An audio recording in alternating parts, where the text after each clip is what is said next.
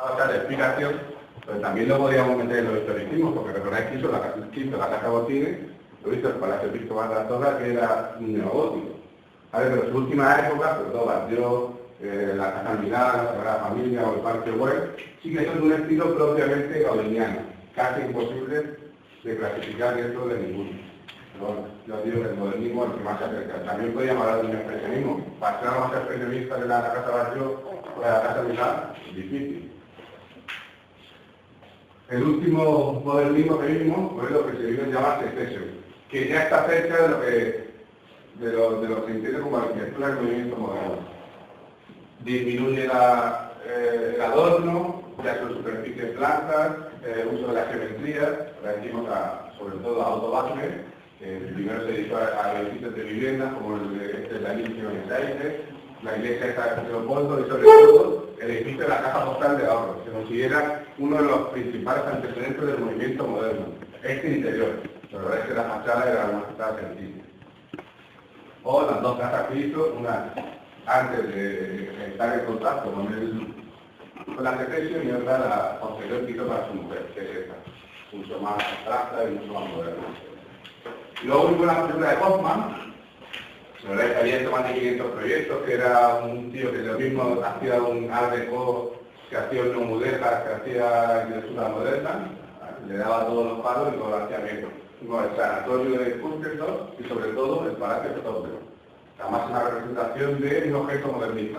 El concepto de obra de arte total. Obra de arte total es aquella en la que todo se diseña, desde la estructura del edificio hasta el fondo de la torre.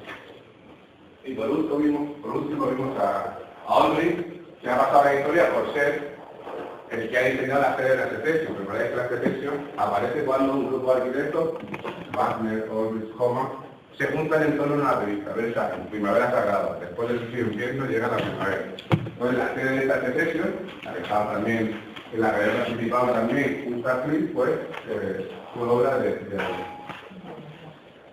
Si alguien está haciendo alguna pregunta, levanta la mano y no va. Una vez terminado el modernismo, tuvimos un apartado que venía a hablar de los antecedentes del movimiento moderno. Me meto clases a las 2 y luego tengo clases de 3 a 4 y de 4 a 9.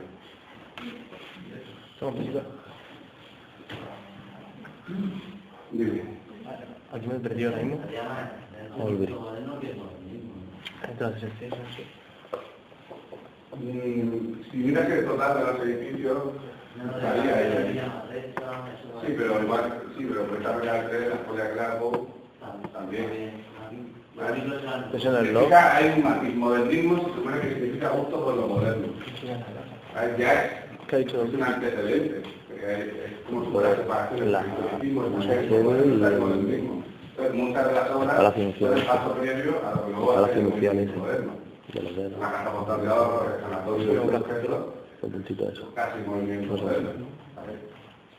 Es que vais a ver, en la clase de veremos que muchos de los arquitectos que fueron modernistas luego fueron modernos, igual que muchos de los que fueron expresionistas también fueron modernos. En el apartado destinado a antecedentes del movimiento moderno, aquellos pasos previos a la instalación de una nueva arquitectura, que fue el mismo último día, del estilo internacional, nos centramos en la figura de Adorno. La verdad es que tenía 4 principios fundamentales. Primero, había influido mucho. Imagino que este tema se lo sabe a esta altura de la semana y no habrá nadie que se haya estudiado este tema.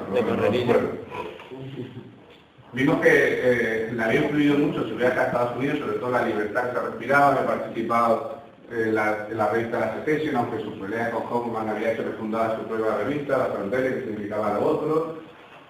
Cómo había traído a Estados Unidos una serie de costumbres, como el comedor, incorporar la cocina al comedor, una mesa para comer a toda la familia, etc. Y los 4 conceptos de los que él basaba su arquitectura. Diferencia entre arquitectura y arte, la arquitectura albañista es un maestro de obras que ha aprendido latín, diferencia entre interior y exterior, diferencia entre arte y arquitectura, y por último round plan. A cada habitación se le da una dimensión en la altura y en la altura dependiendo del uso que tiene dentro.